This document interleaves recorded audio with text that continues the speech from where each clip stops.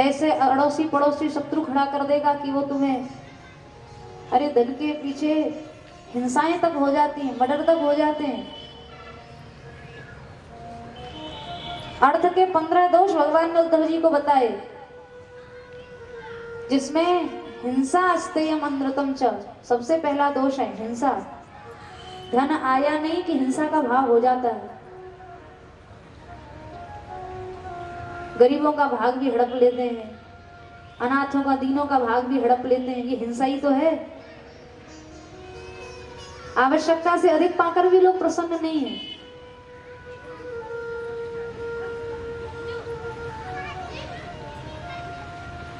भगवान ने, मनु जी महाराज ने मनुस्मृति में जो 10 प्रकार का पाप बताया है, उसमें 3 प्रकार का पाप शरीर करता है, 3 प्रकार का पाप मन करता है और 4 प्रकार का पाप वाणी करती है। तो मन के पाप में एक पाप है अविज्ञान, दूसरे की वस्तु को लेने की इच्छा भी अगर हमारे मन में हुई, लिया नहीं, इच्छा भी अगर हमारे मन में हुई तो हमें मानसी पाप लग गया। नरसिंह जी ने कहा, पर धन नव झाले हाथ रे, वैष्णव जन तो तेने कहिए पीर पराई जाने रे।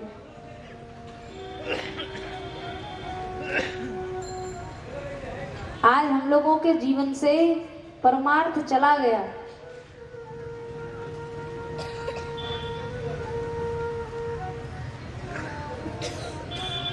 हमारे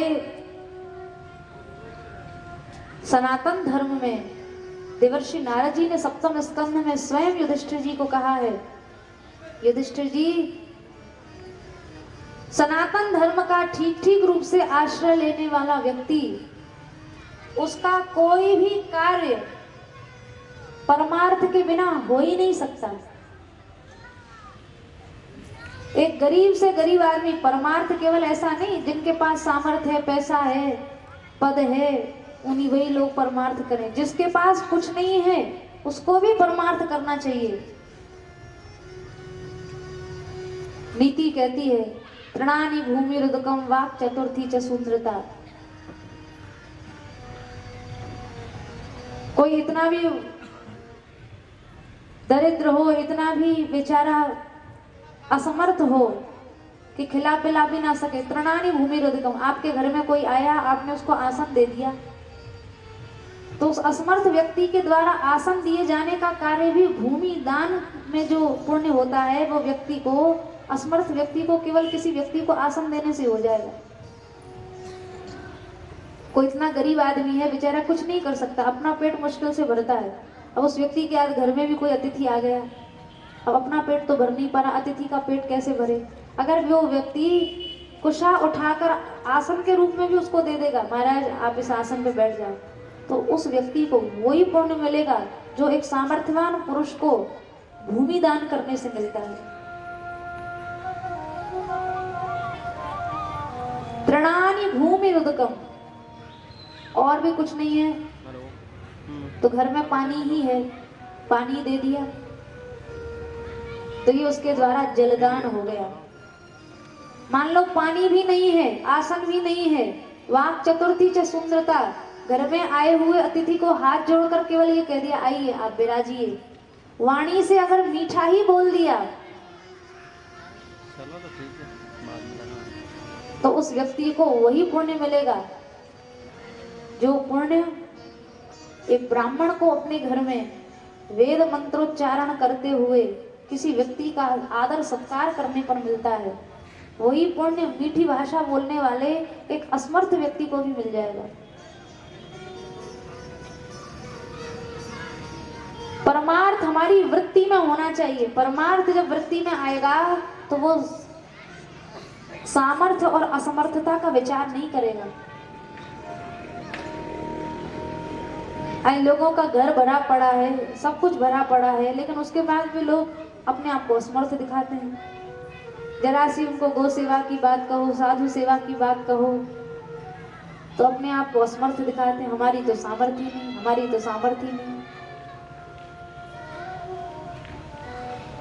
जबकि नृणामयम परो धर्म, नारद जी कह रहे हैं, हे युधिष्ठिर जी, ये मनुष्य मात्र का धर्म है। कि प्रत्येक मनुष्य को ब्रह्म यज्ञ, देव यज्ञ, पितृयज्ञ, भूत यज्ञ और अतिथि यज्ञ रोज करने चाहिए। ब्रह्म यज्ञ क्या है? घर में रोज सदग्रंथों को पढ़ें और अपने बच्चों को पढ़ाएं। ये ब्रह्म यज्ञ है। ये हर व्यक्ति को अपने घर में रोज करना चाहिए। थोड़ी देर सत्संग करो, अच्छे ग्रंथ पढ़ो और बच्चों को पढ़ाओ। देव यज्ञ क्या है? समय समय पर देव पूजन होना चाहिए। महाशिवरात्रि आए, नवरात्रि का समय आए, जन्माष्टमी तिथि आए, रामनवमी की तिथि आए, तो समय समय पर गृहस्थों के घर में देव पूजन जरूर होना चाहिए।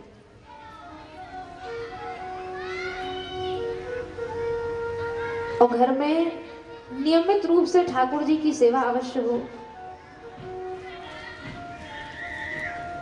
पितृयज्ञ, समय समय पर पितृश्वरों का जो कार्य है, पितृ पूजन है, तर्पण है, श्राद्ध आदि कर्म है, ये सब भी होने चाहिए। और चौथा है भूत यज्ञ, प्राणी यज्ञ। प्राणी यज्ञ क्या है? नारद जी ने युधिष्ठिर जी को बहुत सुंदर बात कही। आप जो स्वयं भोजन कर रहे हो, उस भोजन में से ही गोग्रास निकालो, कुत्ते का भाग अलग निकालो, चांडाल का भाग अलग निकालो, कीट पतंग का भाग अलग निकालो, चींटियों का भाग अलग निकालो।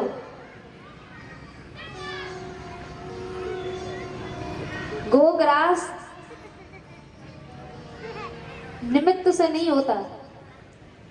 सबसे सुंदर गोग्रास देने की परंपरा यह है कि हम जो रोटी खा रहे हैं, उसी रोटी में से प्रथम रोटी गाय की निकाली जाए, उसी में से चींटियों का भाग, कीट पतंग का भाग निकाला जाए, और उसके बाद जो शेष अन्न होता है, बचा हुआ अन्न होता है, बस उसी से पेट भरने की आज्ञा शास्त्र ने दी है।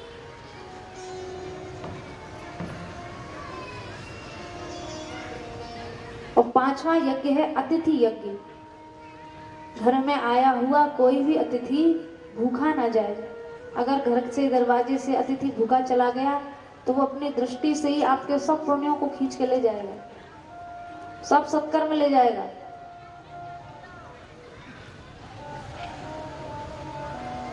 और यदि इन पंच यज्ञों के बिना कोई मनुष्य खाता पीता है, तो गीता जी में तो भगवान ने कहा ही, यज्ञ शिष्टाशिन संतो मुच्यन्ते सर्वकल विषय भुंजते ते त्वघम पापा ये पचन्ते आत्म कारणात्। ये पंचयज्ञ किए बिना जो मनुष्य भोजन करता है वो अपना पाप खाता है।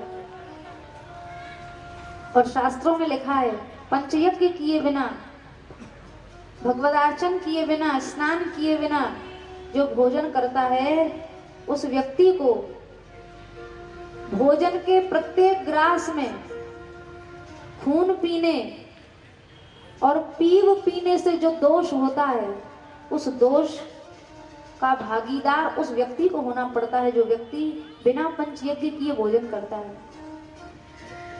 हम लोगों का खाना पीना सब कुछ केवल पाप ही पाप हो रहा है, केवल पाप। पाप ही खा रहे हैं, पाप ही पी रहे हैं, संपूर्ण जीवन पापमय है। क्योंकि हर व्यक्ति को परमार्थ की आज्ञा है। अपना पेट तो कुत्ता भी भरता है। मनुष्य मात्र को परमार्थ करना चाहिए, चाहे वो सामर्थ्यवान है या नहीं है। सामर्थ्यवान है धनादि से करे, जो असमर्थ है तो उसको जो कुछ प्राप्त है उसी में से परमार्थ करे, पर करे जरूर। परमार्थ के बिना जीवन कुत्ते जैसा जीवन है। संसार में हर जीव अपना पेट भरना हर जीव जानता है, हर जीव जानता है।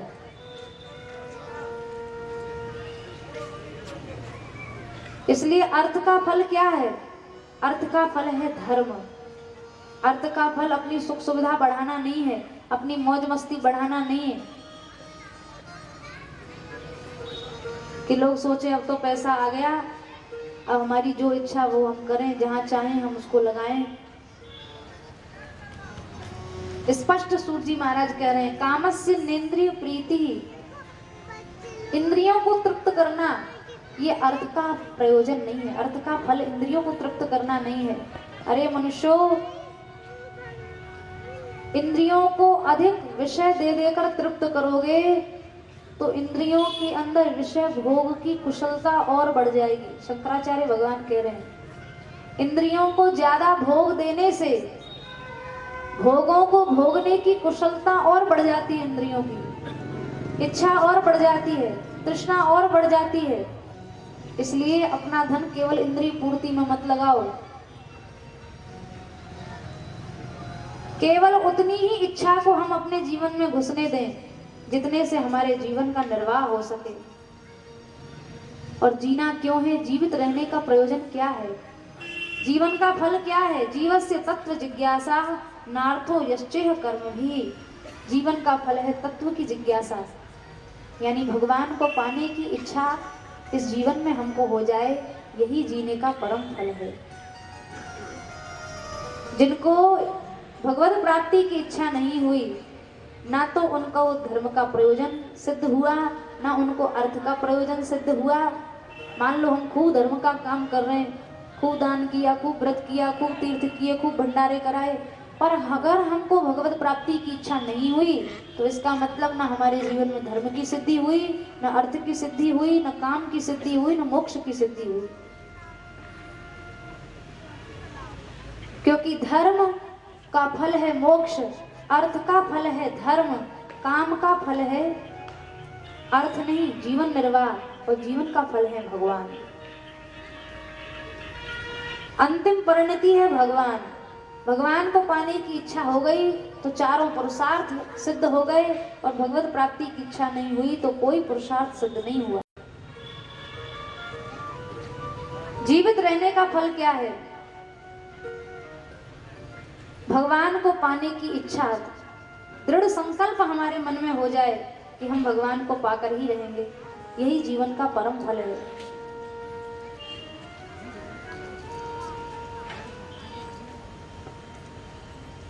मनुष्य अगर अपनी आवश्यकताओं को ही कम करना सीख जाए तो भी भजन कर सकता है, लेकिन हम लोग अपनी आवश्यकताओं को दिन रात बढ़ाते हैं। आवश्यकता की पूर्ति करना अलग बात है, पर आवश्यकता को बढ़ाना ये अलग बात है। द्वितीय स्कंद के प्रारंभ में तो सुखदेव जी ने साफ साफ कह दिया, बोले कस्मात भजंती कवियो धन दुर्मदान्धान। आवश्यकताओं को बहुत अधिक बढ़ाया है तो भगवान तुम्हारे जीवन से चले जाएंगे, फिर तो बस केवल कैसे धन मिले, कैसे बढ़े, कैसे और मिले, फिर धनिकों की जूती चाटना, उनकी चापलूसी करना, भगवान का आश्रय तो तुम्हारे जीवन से चला ही जाएगा। स्पष्ट सुखदेव जी ने कहा, भजन करने वाले साधक का जीवन कैसा हो। सत्याम क्षितौ किम कशिपो प्रयासै बाहो स्वसिद्धे युपबर्हणै किम। अरे वो तो धरती पर कहीं भी सो के जीवन निकाल लेगा, उसको घर मकान बनाने की भी आवश्यकता दिखाई नहीं पड़ेगी। उसको लगेगा कि इसको बनाने में, देखने में बड़ा झंझट है, बड़ा झगड़ा है, कौन ये सब प्रपंच करे। भगवत प्राप्ति, भगवत भजन करो, फिर घर आ गया, मकान आ गया, फिर पलंग भी चाहिए, शैया भी चाहिए, फिर तकिया भी चाहिए, फिर बिछौना भी चाहिए। बाहु स्वसिद्धे युपबर्हणै किम।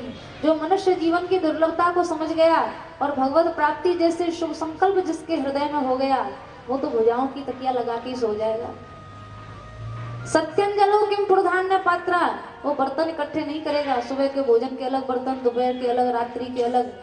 अरे वो तो जानता है भगवान ने 2 बर्तन तो साथ ही देके भेजे, एक हाथ है दूसरा पेट है, एक में धरो एक में खाओ।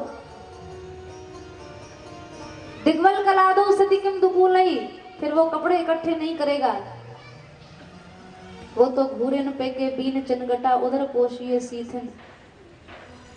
घूरे से कोई भी वस्त्र उठाकर शरीर को ढक लेगा, वल्कल से शरीर को ढक लेगा। मान लो अगर ऐसी स्थिति भी नहीं है कि घूरे के कपड़े उठा के नहीं शरीर ढक सकते,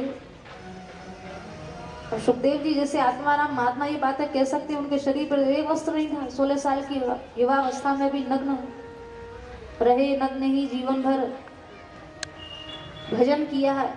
एक चीर वस्त्र की उनको आवश्यकता नहीं पड़ी। पर हम जीवों की सामर्थ्य तो ऐसी नहीं है। पर इन आख्यानों को सुनकर कम से कम हम लोगों को इतना ही समझ में आ जाए कि जितने में आवश्यकता है केवल हम आवश्यकता में ही जीने का प्रयत्न करें, आवश्यकताओं को ज्यादा ना बढ़ाएं, और बाकी आवश्यकता से अधिक हमारी जो भी क्षमता है उस संपूर्ण क्षमता को हम भगवान की सेवा में लगाएं, भगवान के भजन में लगाएं। अन्यथा संसार की प्राप्ति में जीव इतना अधिक प्रयास करता है कि उसको भगवत प्राप्ति का और भगवत भजन का उसके पास समय कहाँ है। सुखदेव जी ने यही परीक्षित जी को कहा, दिवाचार थे हया राजन कुटुंब वर्णे नवा। कलिकाल के मनुष्यों के पास भजन के लिए समय नहीं, कि दुर्भाग्य की बात है। क्योंकि सारा दिन तो अर्थ की इहा में निकल जाता है, पैसा मिले भले ही मिले नहीं, पर इच्छा में दिन निकल जाता है, और उस इच्छा पूर्ति के लिए आदमी न जाने क्या क्या करता है। सुखदेव जी ने परीक्षित जी को कहा, परीक्षित जी अगर मनुष्य संसार की प्राप्ति में सावधान नहीं हुआ तो उसको भगवान के भजन के लिए कभी समय नहीं मिलेगा। जो भजन करने वाले महात्मा हुए उनको दिन में क्या 24 घंटे की जगह 28 घंटे मिले थे, उनके भी 24 घंटे ही थे, उनका भी दिन ऐसा ही था। रघुनाथ दास गोस्वामी 22.5 घंटा भजन करते थे, 1.5 घंटा में अपना दैनिक कार्य करते थे, और हम लोग 22.5 घंटा संसार को देकर रोज 1.5 घंटा भी भगवान को नहीं दे सकते। संसार की प्राप्ति में अगर मनुष्य सावधान नहीं रहा तो सब समय संसार की प्राप्ति में चला जाएगा, भगवत प्राप्ति के लिए कोई समय बचेगा ही नहीं।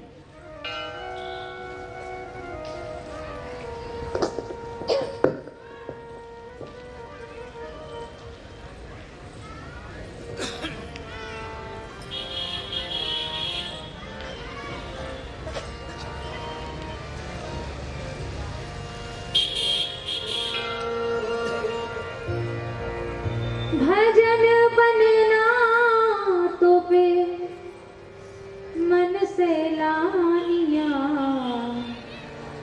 खट्टा मीठा भोजन चाहिए और ठंडा पानिया। खट्टा मीठा भोजन चाहिए और ठंडा पानिया।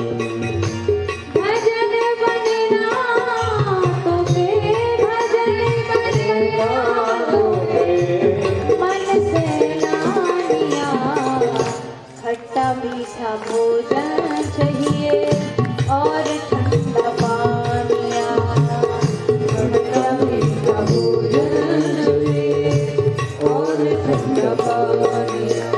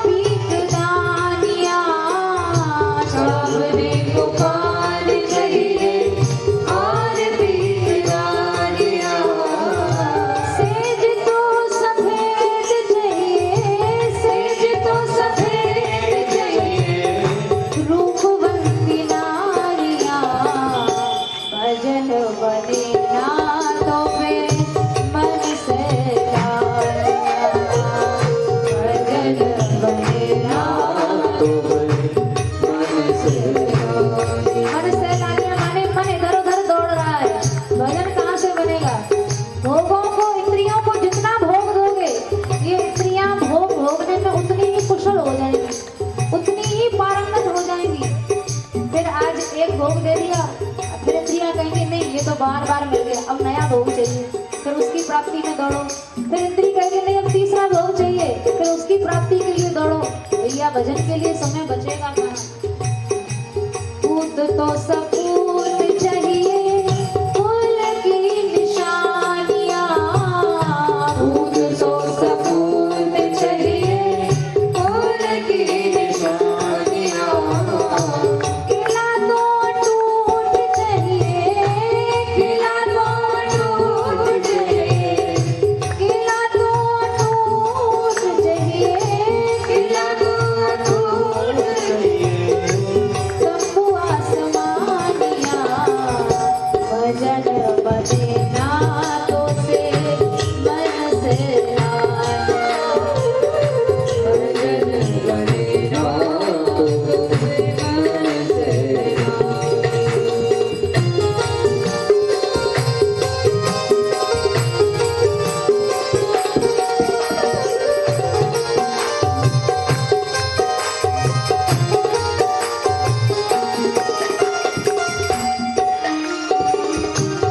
केवल इंद्रिय पूर्ति में सब समय चला गया। बालापन बीत गयो, बीती है जवानिया। बालापन बीत गयो, बीती है जवानिया। बालकपन की मांग अलग थी, जवानी की मांग अलग थी। बालापन बीत गयो, बीती है जवानिया। बालापन बीत गयो, बीती है जवानिया। बैरी बुढ़ापो आयो, बैरी बुढ़ापो आयो। कर खेचा कानिया, भजन बजना तो से मन से लानिया। भजन बजना तो से मन से लानिया।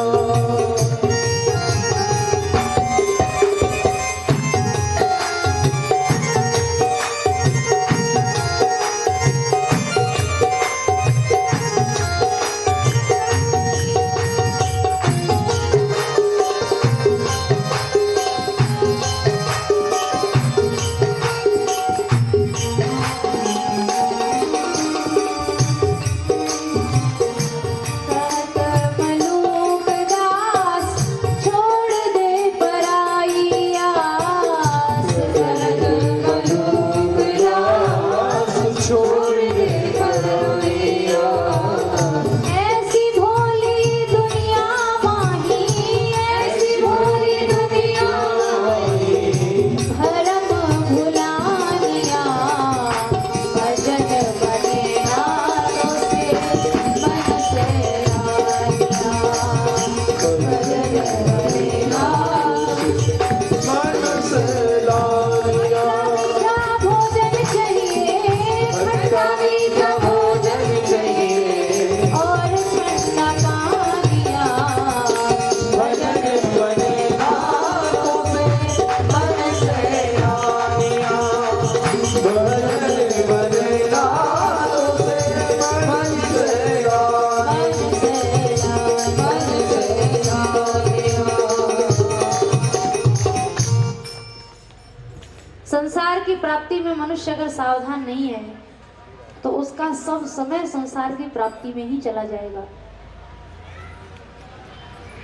और भगवत भजन और भजन संबंधी आचरणों के लिए उसके पास सर्वदा समय का अभाव ही रहेगा।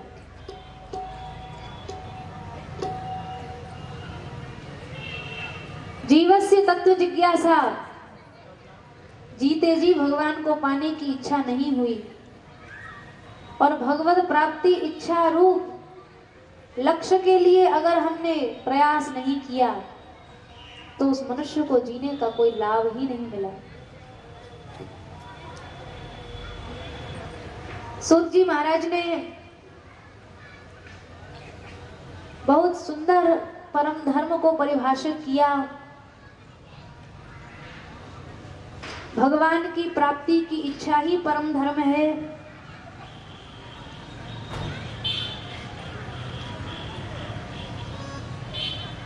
और ये धर्म किस लिए है? मोक्ष माने संसार से छूटने के लिए है। भगवान के अनेक अवतारों के विषय में शौनक जी ने पूछा। भगवान ने 24 अवतार लिया। सुनते हैं कौन कौन से अवतार श्री ठाकुर जी ने लिए, आप कृपा करके बताएं। भगवान के 24 अवतार सूत जी महाराज ने गिनाए। जीवों पर कृपा करने के लिए भगवान ये सब अवतार लेते हैं।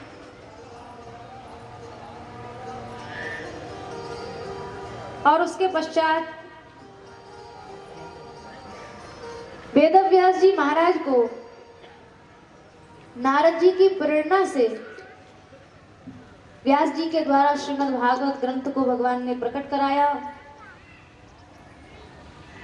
जिस समय श्री वेदव्यास जी महाराज अपने कृतित्व से संतुष्ट नहीं थे, बार बार एक मन में असंतोष का भाव होता था, अभी कुछ है जो रह गया है, मैंने किया नहीं है।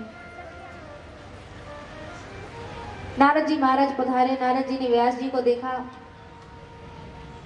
नारद जी ने कहा, हे व्यास जी, आप असंतुष्ट हैं? हाँ, क्यों असंतुष्ट हैं?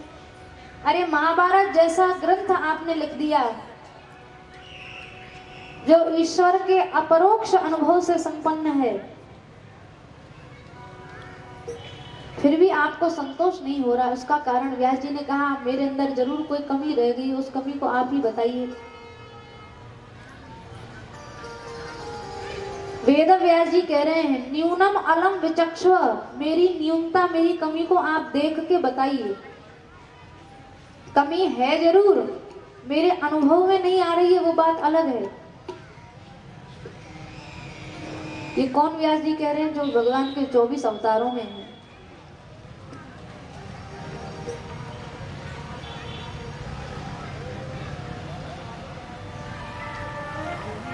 वेद व्यास जी अपने अंदर कमी स्वीकार कर रहे हैं,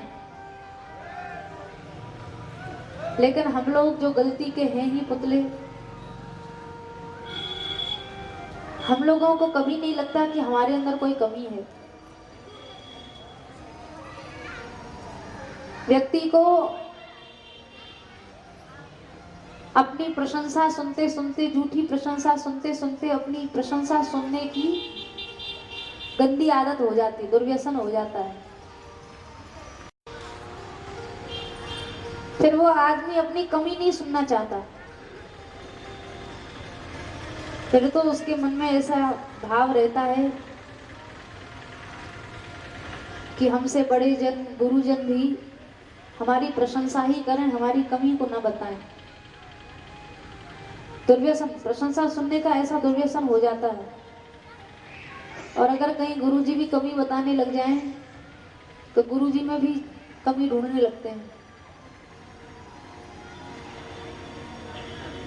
यदि अपने से श्रेष्ठ जन हमें अपनी हमारी कमी बता रहे हैं और वो कमी सुनना हमें बुरा लग रहा है, तो निश्चित समझ लेना चाहिए कि वह व्यक्ति पतन की ओर बढ़ रहा है, उसका विनाश होना ही होना है।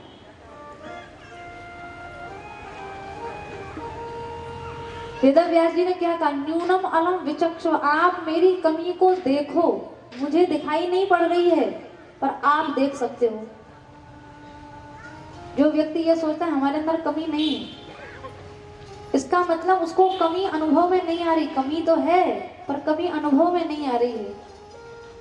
कोई अच्छा पारखी व्यक्ति होगा, गुरुजन होगा, वो ढूंढ के कमी निकाल के दिखा देगा, तुम्हारे अंदर ये कमी है। देवर्षि नारद जी महाराज ने नारद भक्ति सूत्र में कहा, क्षुद्रायता अपि में संगात समुद्रायंती।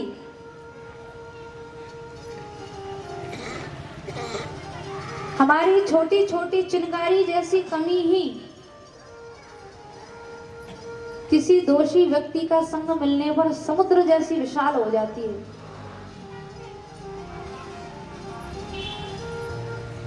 चिंगारी की तरह शरीर में कमियां हैं पर दिखाई नहीं पड़ रही हैं।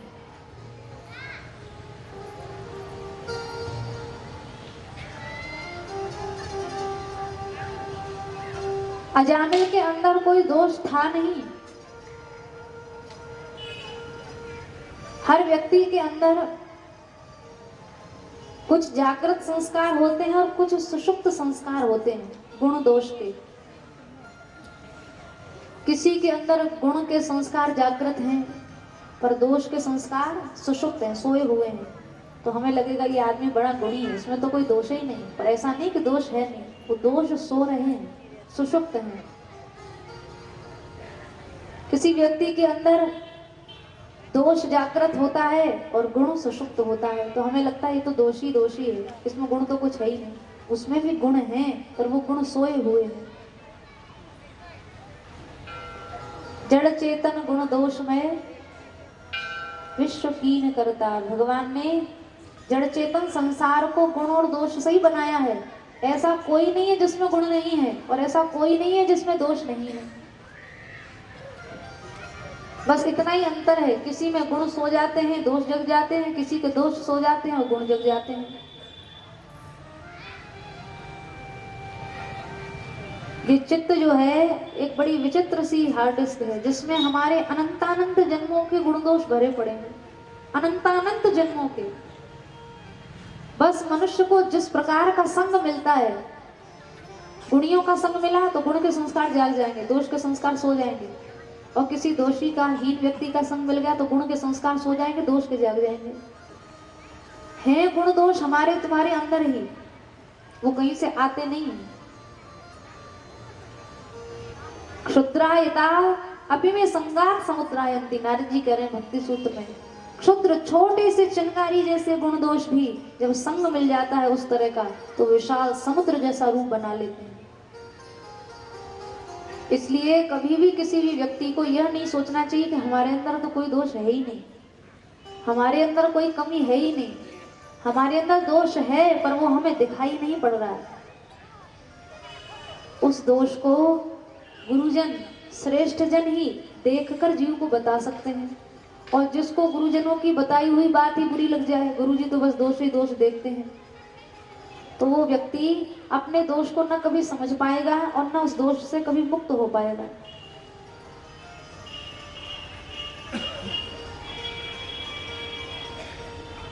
वेद व्यास जी साक्षात भगवद अवतार हैं, पर वे भी नारद जी को कहते हैं, नारद जी ऐसा तो कोई संसार में है ही नहीं जिसमें गुण दोष न हो। मेरे अंदर भी जरूर कोई कमी है और उस कमी को मैं स्वयं नहीं देख पा रहा हूँ। इसलिए आप कृपा करके बताइए कि वो कमी क्या है जिसके कारण मुझे असंतोष का अनुभव हो रहा है।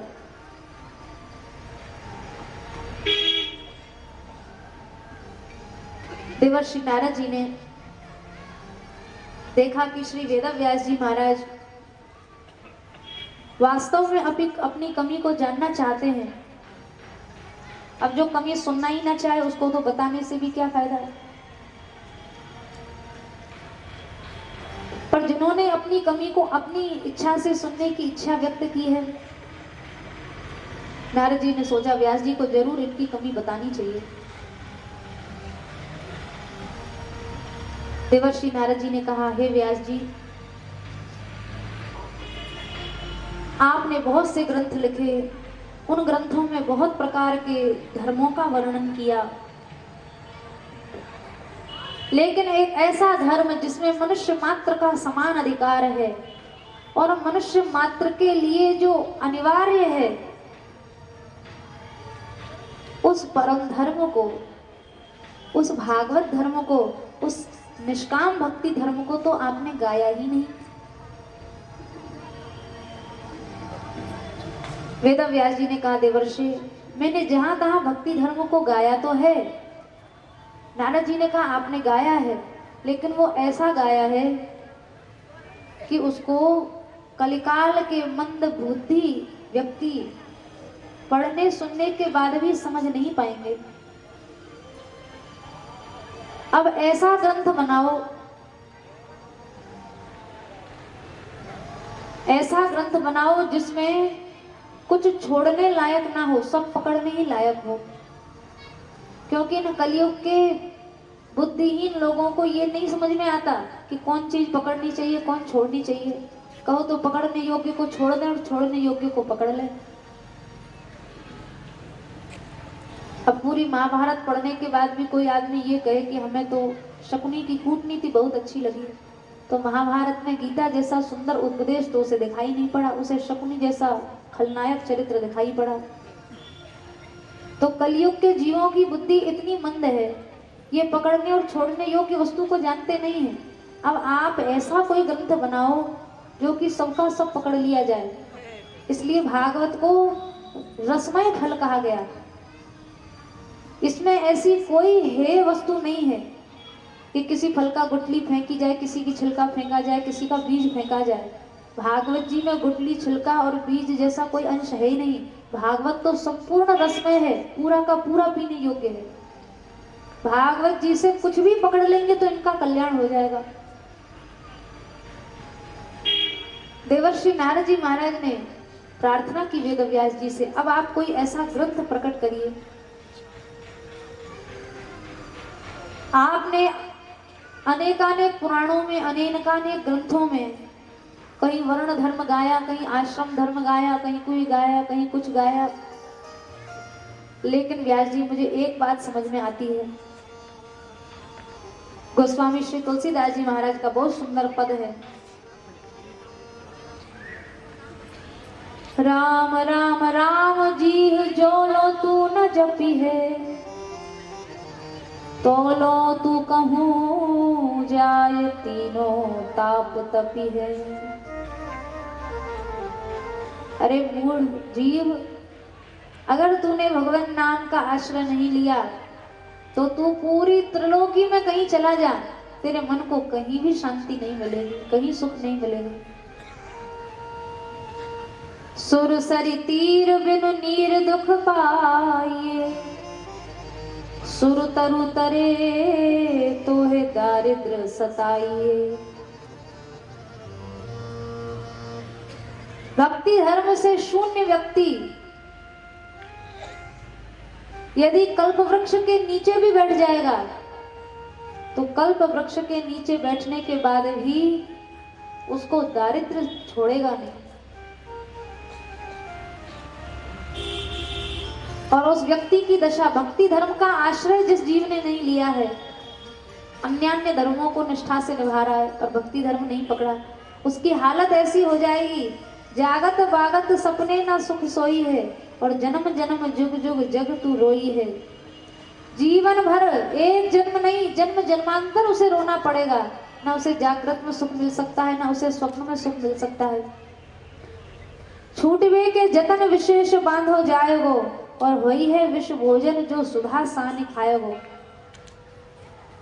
अगर अमृत से सना हुआ भोजन भी करेगा, पर अगर भक्ति धर्म से शून्य वह जीव है तो अमृत से सना हुआ भोजन भी उसके लिए जहर बन जाएगा।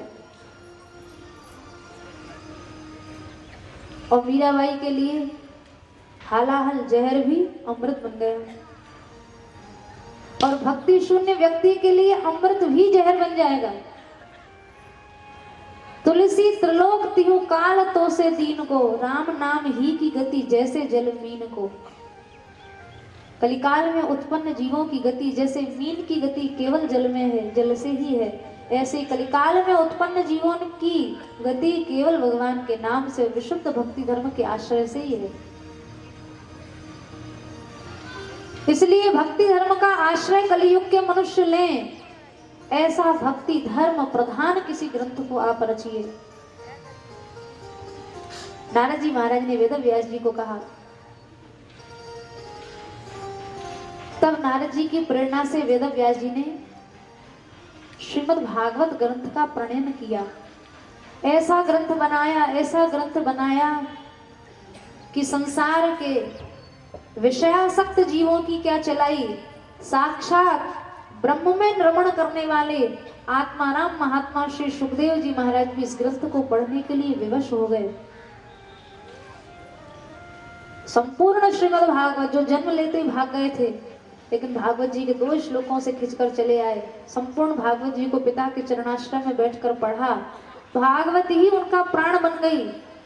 फिर तो परीक्षित जी के सन्मुख भी गए, परीक्षित जी ने कोई प्रश्न किया तो उस प्रश्न का संपूर्ण समाधान ही भागवत जी से सुखदेव जी ने कर दिया। भागवत के वक्ता और श्रोता का परिचय सूत जी महाराज दे रहे हैं, क्योंकि जिन सुखदेव जी और परीक्षित जी के संवाद के रूप में भागवत जी की धारा बही है, वक्ता श्रोता का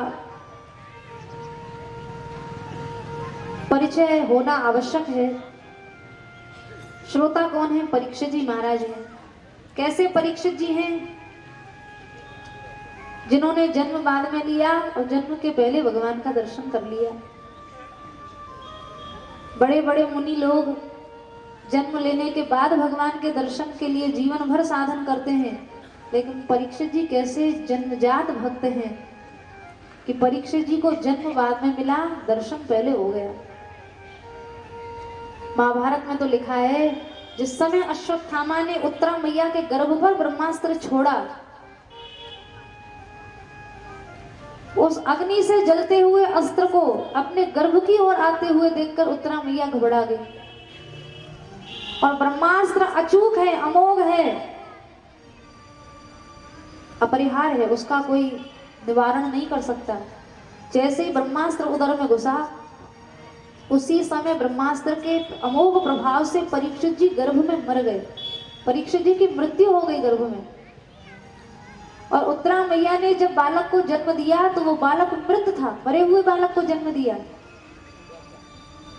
उत्तरा मैया उस मृत बालक को लेकर भगवान की शरण में गई। हे नाथ, जिन पांडवों के लिए आपने अपनी सब प्रभुता भगवत्ता को छोड़ दिया, क्या उन पांडवों का वंश आपके देखते देखते नष्ट हो जाएगा?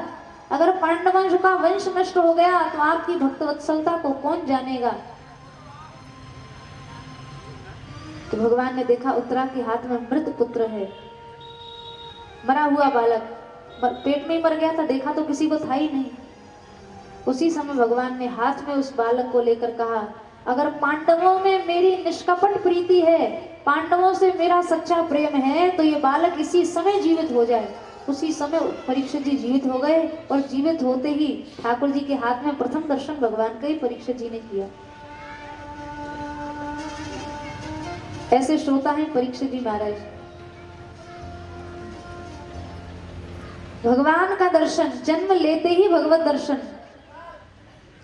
और महाभारत के अनुसार तो जन्म लेते ही भगवान का दर्शन, और भागवत जी के अनुसार जन्म के पहले भगवान का दर्शन। भागवत जी में तो सूत जी कह रहे हैं भगवान ने मरने दिया ही नहीं परीक्षित जी को। जैसे ही ब्रह्मास्त्र पहुंचा उसी समय ठाकुर जी प्रकट हो गए, गर्भ में प्रकट हो गए।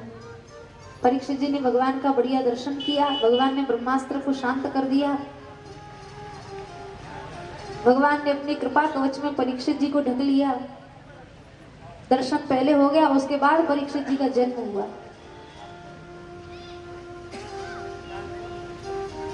ऐसे सिद्ध कोटि के भक्त हैं श्री परीक्षित जी महाराज।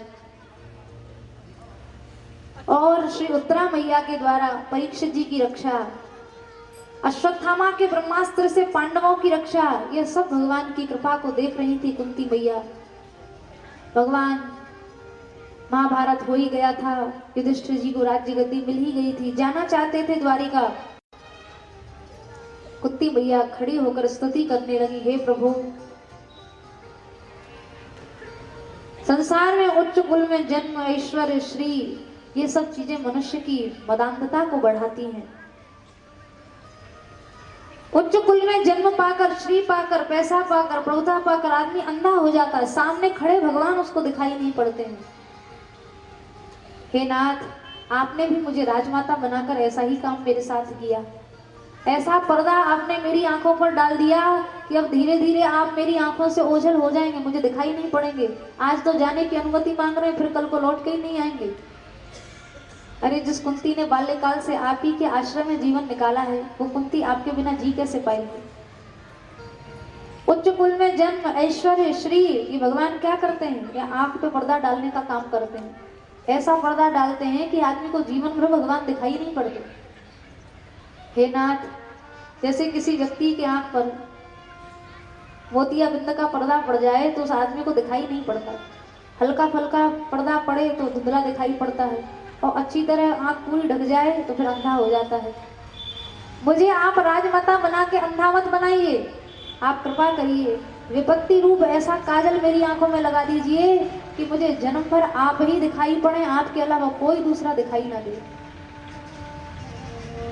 कुंती मैया के शब्दों में देखा जाए तो कुंती मैया कह रही हैं, संपत्ति ही अंधता है और विपत्ति ही वो अंजन है जो अंजन आंखों में भगवान लगाकर जीव को अपने देखने की योग्यता प्रदान करते हैं।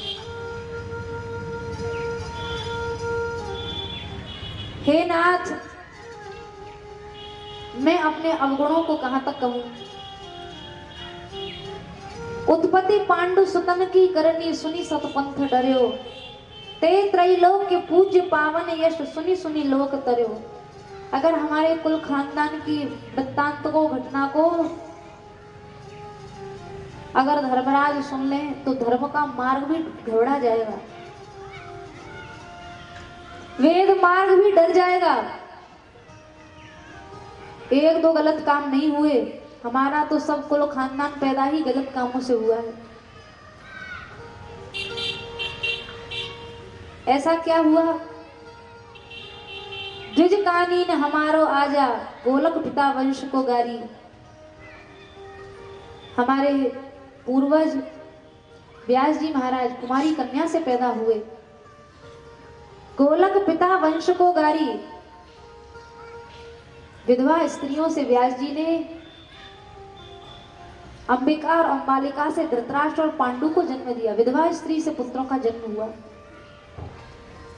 उन पांडु ने भी, वे अपनी स्त्री कुंती से बालक नहीं उत्पन्न कर सके। उन कुंती से भी धर्मराज ने, वायुदेव ने और अग्नि ने आकर युधिष्ठिर जी, भीमसेन और अर्जुन को जन्म दिया। माद्री से नकुल और सहदेव को अश्विनी कुमारों ने जन्म दिया। फिर उन पांचों भाइयों ने मिलकर एक स्त्री को अपनी पत्नी बना लिया, द्रौपदी को।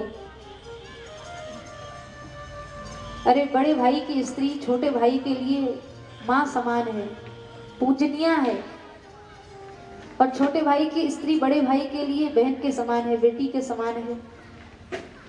लेकिन कितना बड़ा अधर्म हमारे खानदान में हुआ, एक ही स्त्री के 5-5 पति। व्यसनी बड़ दूषण युत राजा, हमसे जो अग्र जुआरी। और तो और जिस द्यूतक क्रीड़ा में कलयुग का निवास है, वो घोर काम धर्मराज युधिष्ठिर ने जुआ खेलने का काम किया।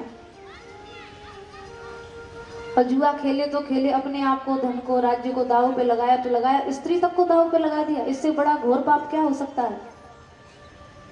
या कुकर्म की अवधि कहा कहूं, ज्योति राज सभा में हारी। हते पितामह बंधु विप्र गुरु, लोभी नीच स्वार्थी भारी। और ये मेरे पुत्र लोभ में इतने गिर गए कि एक राज्य सत्ता और एक राज्य सिंहासन के कारण अपने गुरु द्रोण तक को इन्होंने समाप्त कर दिया, भीष्म तक को मरणशैया पर सुला दिया, कृपाचार्य तक को इन्होंने मार दिया, अपने गुरुजनों पर हाथ उठाया, केवल राज्य सिंहासन के लोभ के कारण। कुंती मैया कह रही हैं, समझो नहीं कौन विधि रीझे, हम हैं ऐसे अधम विकारी। मुझे पता नहीं, फिर भी आप, ऐसा कौन कारण है जिसके कारण हमें छोड़ते नहीं हैं। अति आतुर वे रक्षा कीनी, असन वसन की सभे संभारी। इतना ही नहीं, भरी सभा में द्रौपदी को नग्न किया गया। उस एक वस्त्रा रजस्वला स्त्री के अधोअंग की साड़ी बन गए आप। यह तो साधन को फल नहीं, बार बार हम मन ही विचारी। मैं इतना तो समझ गई कि ये सब के हमारे साधन का फल नहीं है।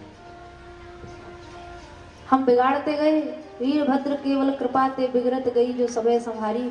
हम बिगाड़ते गए, आप संभालते गए, और संभालते संभालते इतना संभाल दिया कि हे नाथ, सोई सुशील पुनीत वेद विधि विद्या गुणनि भर्यो।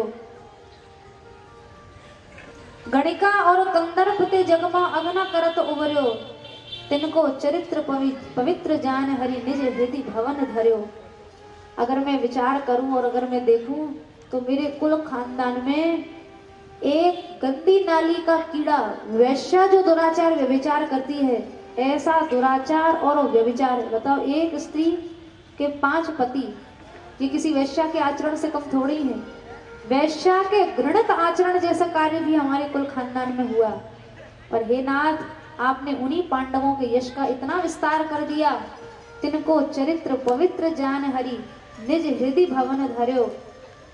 के ही आचरण भलो माने प्रभु, सो तो न जान पर्यो, तुलसीदास रघुनाथ कृपा को जोहत पंथ खर्यो, जाको हरि दृढ़ करी अंग कर्यो। जिसको भगवान ने अंगीकार कर लिया, अपना बना लिया, शरण में स्वीकार कर लिया, उसके हजार दोष अवगुण सब उन पर भगवान ध्यान नहीं देते। रहती न प्रभु चित चूक किए की, करति सुरति सयबार हिए की। जन अवगुण प्रभु मान न काऊ, दीन बंधु अति मृदुल स्वभाव। ये आपके स्वभाव का वैशिष्ट्य है। बस केवल आपने हमें अपना मान रखा है, केवल अपना। इसलिए मैं आपसे प्रार्थना करती हूँ कि आपके बिना हमारा कोई त्राण नहीं दिखाई दे रहा है, निस्तार नहीं दिखाई पड़ रहा है। हे नाथ, और अब आप ही छोड़ के जाना चाहते हो, निश्चित रूप से मेरे पतन के दिन आ गए। आप कृपा करो, जाते जाते मुझे वे विपत्तियां दे दो जो आपका स्मरण कराएं और आपका बारंबार दर्शन सुख दें। संसार विपत्ति से भाग रहा है, पर कुंती मैया विपत्ति मांग रही है, क्योंकि भगवान की विस्मृति से बढ़कर कोई विपत्ति नहीं है, और भगवत स्मृति से बढ़कर जीव के लिए कोई दूसरी संपत्ति नहीं है। कुंती मैया ने मांगकर भगवान से विपत्ति ली। यस्माद पुनर्भव दर्शनम, इसलिए विपत्ति चाहिए ताकि उन विपत्तियों से आपका मुझे बार बार दर्शन मिलता रहे। भगवान का भजन हो ना हो, स्मरण हो ना हो, हम लोगों को उस चीज से कोई प्रयोजन थोड़ी रहता है। हमें तो भले दिन रात भगवान से दूर ले जाने वाली वस्तु क्यों ना हो, पर दिन रात हमें तो वही वस्तु चाहिए जो हमारे अनुकूल है। चाहे वो भगवान से दूर ले जाए, उससे हमें कोई प्रयोजन नहीं। लेकिन कुंती मैया जैसा प्रेम कोई भगवान में करके दिखाए। जिस समय भगवान ने धाम गमन किया, भक्तमाल जी में लिखा है, सबसे पहले कुंती मैया ने देह त्याग किया। जैसे ही भगवान ने धाम गमन किया, ये खबर कुंती मैया के कान में पड़ी, कुंती मैया जी नहीं पाई, उसी समय शरीर छोड़ दिया। अब मैं किसके आश्रय जीऊंगी, किसके भरोसे रहूंगी। विपत्तियां भी इसलिए मांग रही है, हे कृष्ण, मुझे राजमाता बना के आप पिंड छुड़ा के जा रहे हो क्या? बुआ तो राजमाता बन गई, अब हमसे क्या प्रयोजन, अब चलो द्वारिका। लेकिन हे गिरधारी, सुनो है मारो देश हरि बिन, सुनो है मारो देश, सुनो है मारो देश हरि बिन, सुनो है मारो देश, सुनो है मारो देश हरि बिन, सुनो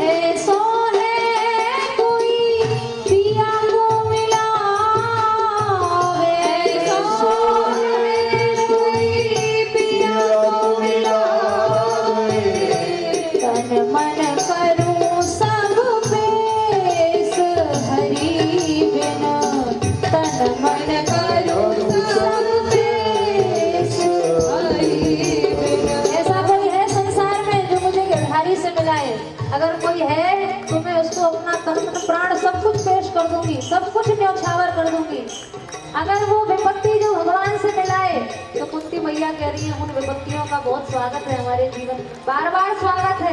वो विपत्तियां खूब जीवन में आवे जो हमें हमारे प्रिया से मिलाएं, दिलधारी से मिलाएं।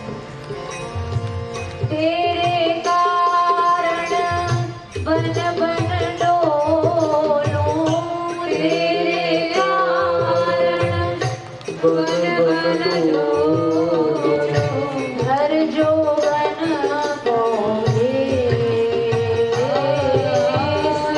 हर जोगन बोले।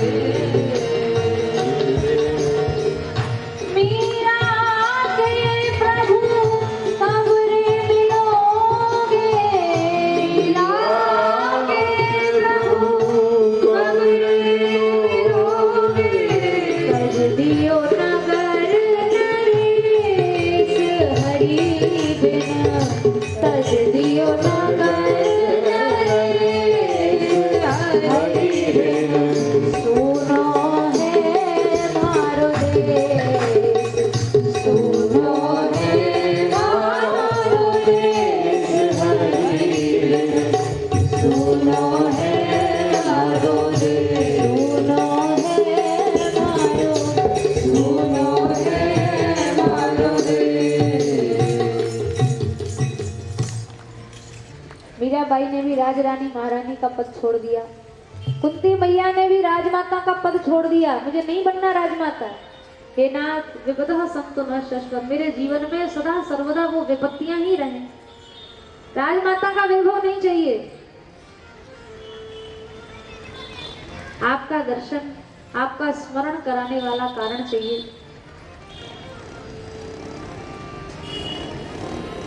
कुंती मैया से भगवान ने कहा बुआ जी विपत्ति इसलिए चाहिए ना ताकि मैं हमेशा बना रहूं। हाँ इसीलिए चाहिए, तो ठीक है बिना विपत्ति के भी बना रहूंगा। कुंती मैया के साथ ही भगवान वापस आ गए, जा रहे थे द्वारिका, हस्तिनापुर लौट आए। पांडवों को समझाया बुझाया, युधिष्ठिर जी अपार शोक में डूबे हुए थे, देखो मेरे कारण इतने निर्दोष लोग मर गए, महाभारत हो गया, छोटी सी बात के ऊपर राज्य के ऊपर इतने लोगों की हत्या करा दी। भगवान ने युधिष्ठिर जी को बहुत समझाया बुझाया, नहीं समझ में आया। पांडवों को लेकर कुरुक्षेत्र भीष्म पितामह के सामने गए। भीष्म पितामह के चरणों की ओर भगवान खड़े हो गए। ये मर्यादा है, अपने से श्रेष्ठ जनों के सिरहाने नहीं खड़ा होना चाहिए। तो भगवान यहाँ युधिष्ठिर जी को धिकार रहे हैं कि पितामह भीष्म हमारे लिए भी आराध्य ज्येष्ठ है। पितामह के चरणों की ओर भगवान खड़े हैं। शरशैया पर पड़े हुए पितामह न हाथ जोड़ सकते हैं न प्रणाम कर सकते हैं, मन ही मन प्रभु को केवल देखकर दृष्टि से प्रणाम किया। भगवान ने कहा पितामह ये बेचारे पांडव आपके लिए तो बालक ही हैं, भले ही आपसे युद्ध किए पर आप इनको जाते जाते कोई उपदेश दीजिए। युधिष्ठिर को बहुत शौक है कि मेरे कारण महाभारत हुआ। अब देखो भगवान को जो उपदेश देना था वो भगवान खुद भी दे सकते थे, पर भीष्म पितामह से दिला रहे हैं। क्यों? अपने भक्त का गौरव भगवान बढ़ाना चाहते हैं। अपने भक्त का यश गौरव भगवान स्वयं बढ़ाते हैं। पितामह आप इनको उपदेश दो, मैंने भी दिया उपदेश दो, पर इनका मन शांत नहीं हुआ, आप दीजिए। भीष्म पितामह ने युधिष्ठिर जी को, बेटा अब तुम राजा बनोगे तो राजधर्म क्या है, नीति धर्म क्या है, स्त्रियों के लिए धर्म क्या है, वर्ण धर्म क्या है, आश्रम धर्म क्या है, सेवा धर्म क्या है, दान धर्म क्या है, बहुत से धर्मों को सुनाया। और आखिर में सब धर्मों को सुनाने के बाद सब धर्मों का जो राजा है वो राज धर्म के रूप में